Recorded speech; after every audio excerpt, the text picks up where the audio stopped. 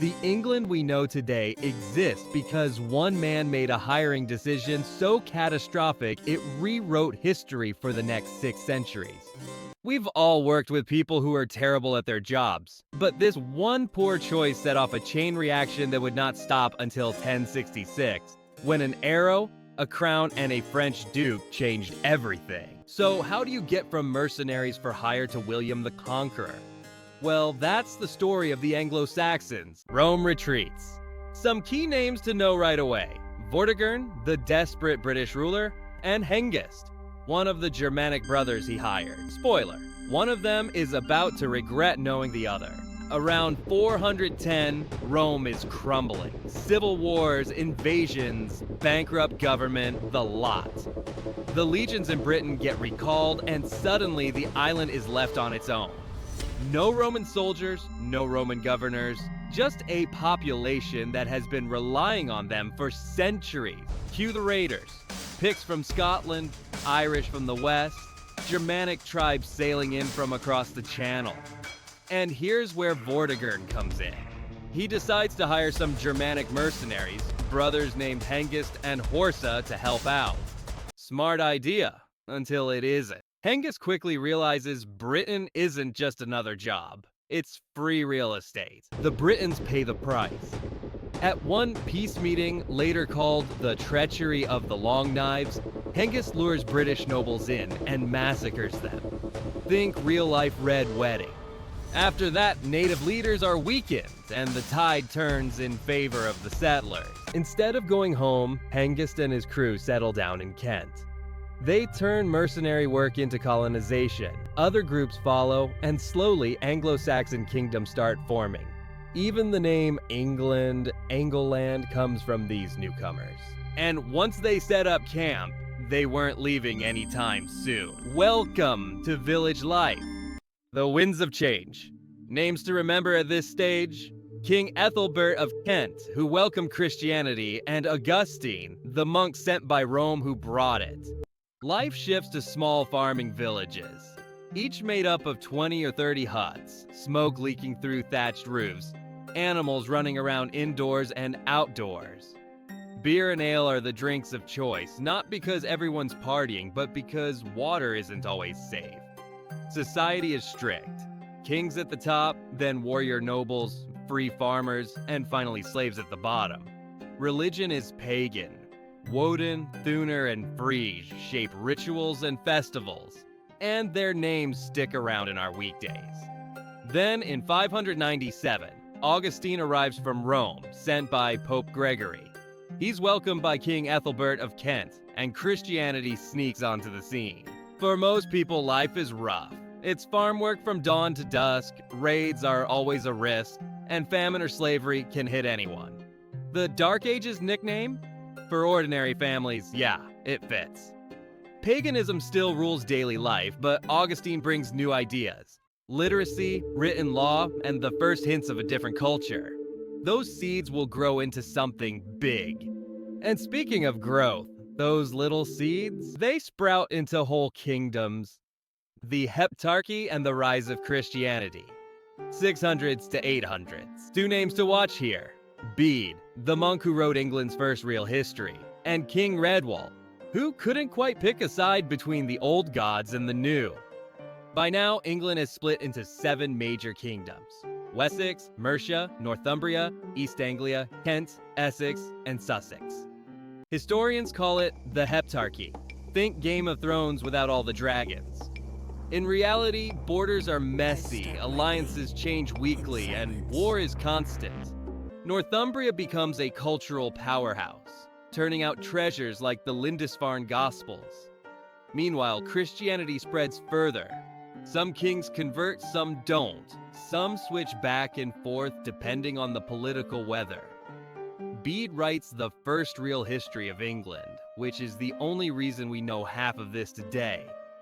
Pagan traditions don't vanish overnight. Rulers like Redwald literally keep both a Christian altar and a pagan one, just in case. And the kingdoms themselves, they never stop fighting. It's basically a medieval soap opera, except the cliffhangers involve actual beheadings. The church changes the game. Literacy spreads, manuscripts are copied, and laws get written down. Without it, there's no Bede, no preserved Beowulf, and no early sense of what England even is. But just when things are starting to look relatively civilized, cue the longships, the Vikings and Alfred the Great. Here, the headliners are Alfred the Great, England's comeback king, and Guthrum, the Viking leader he battled into submission. Then things get a lot worse. Enter the Vikings. In 793, longships hit Lindisfarne, one of the holiest monasteries in England, and people are horrified.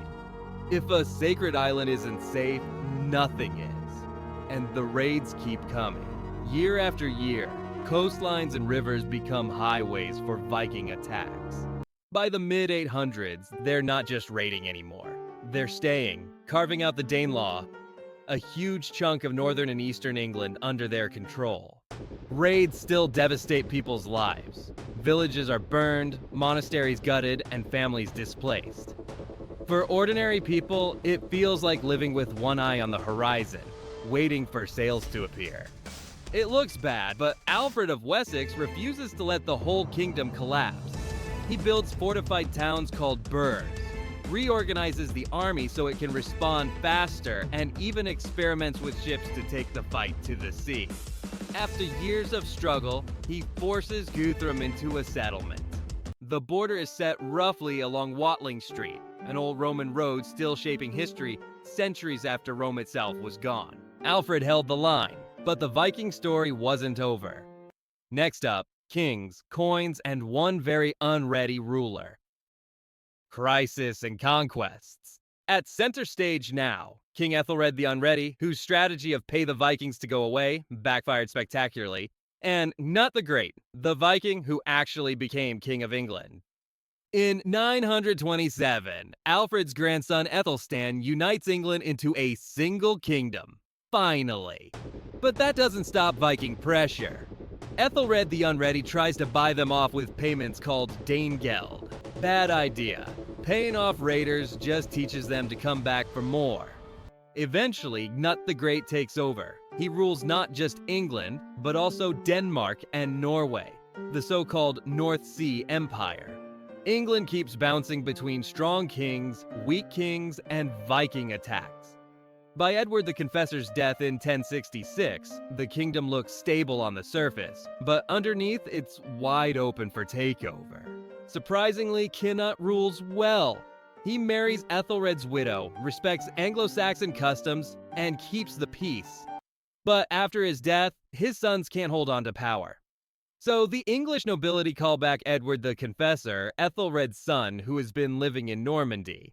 He takes the throne in 1042. The problem? Edward dies in 1066 with no heir. That one non-decision sparks the biggest crisis yet. And that crisis, it leads to one of the most famous battles in all of history.